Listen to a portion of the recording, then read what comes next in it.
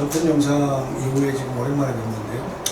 이 영상이 얼마나 파장이 있을까라는 생각을 했는데 놀랍게도 많은 파장이 있었어요.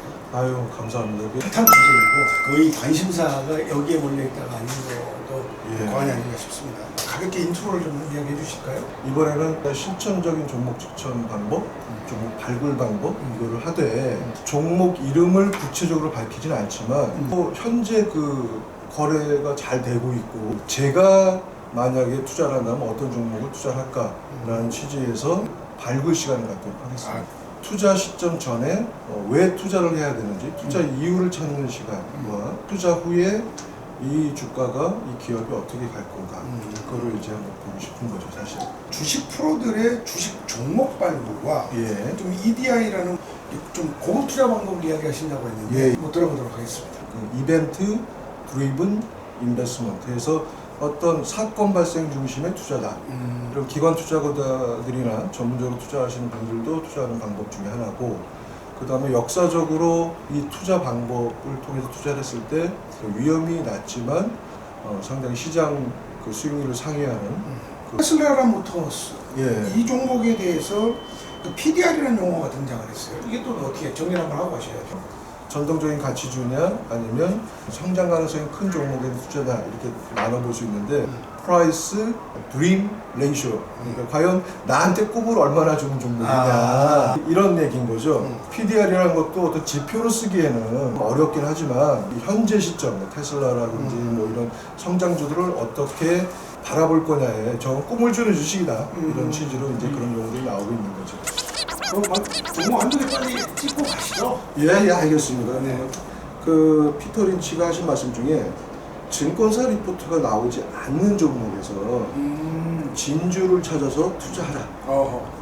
약간 역발상적인 투자법. 이미 알려진 주식은 투자자 입장에서는 투자 수익률을 극대화할 수 있는 방법이 많이 없을 것 같다.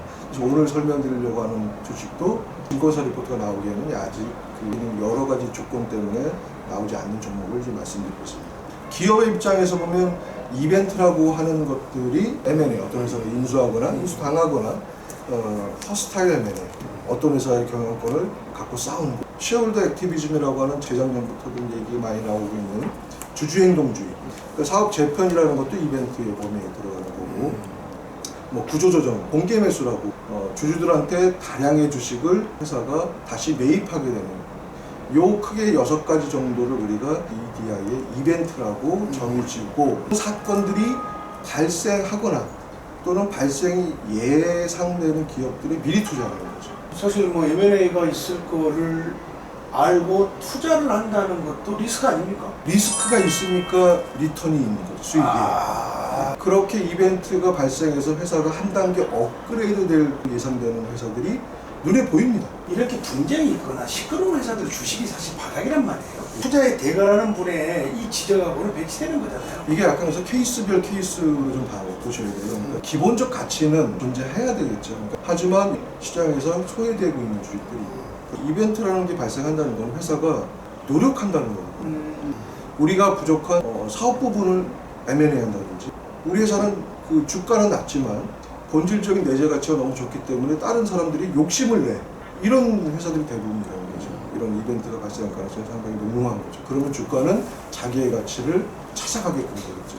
모화학이 왜 물적 분할을 하겠습니까? 그 배터리 사업 부분에 대한 성장성이 좋다고 판단하니까 이 다른 사업 부분에서의 손실이나 이런 거를 그 배터리 사업 부분의 이익으로 그 상쇄시키고 싶지 않은 거예요. 여기 앞으로 배터리, 전기차, 테슬라 막 빡빡빡 갈 것 같은데 전통 사업 부분의 그 손실 때문에 이것만 스타가 되는 걸 놔두진 않겠다는 거죠. 그러니까 결국 그런 게 다 이벤트가 성장성과 관련이 있다는 거죠.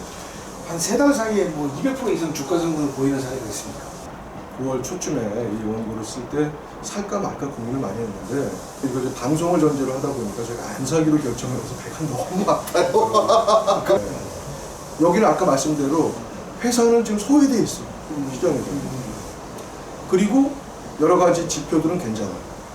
쟤를 유심히 관찰해서 보니까 이뻐. 언젠가는 멋진 놈이 데려갈 것 같아. 데려갈 수밖에 없는 구조야. 이런 종목이라는 거죠. 회사는 과거에 전통적인 제조업을 영위를 하면서 돈을 많이 벌고 그 다음에 좋은 부동산도 조금 갖고 있고 제너레이션, 그러니까 세대 이전, 경영권 이전이 계승되어야 될 시기도 좀 이제 됐고 M&A 하든지 2세가 경영할 능력이 없다고 판단되면 딴 더 좋은 회사한테 팔든지 뭐 그런 이벤트가 발생할 수밖에 없어 보이는 그 특징들을 갖고 있는 거죠. 그러면 만약 이 시사에 투자를 네. 한다고 했을 경우 이 투자가 2020년 6월 말 이전에 뭐 고려한 이슈들을 좀 정리를 해봐 줄 수 있습니까? 예. 첫 번째가 저 PBR입니다. 그러니까 프라이스 포 레이쇼. 그래서 하여튼 장부가보다 시가총액이 낮게 거래되고 있는 거예요. 그러니까 PBR이 낮다는 얘기는 그만큼 주가가 시가총액이 낮다는 얘기랑 똑같은 얘기거든요. 그러니까 저평가된 상태로 지금 존재하고 있다는 거고, 얘가 최대 주주가 이제 경영권을 이전받는 과정에서 원래는 아버님이 뭐 40%, 60% 혼자 들고 계시다가 자손들한테 다 이렇게 상속을 해드리다 보니까 한 10명이 다 쪼개서 갖고 있는 거예요. 그러니까 지분 구조가 취약한 거죠.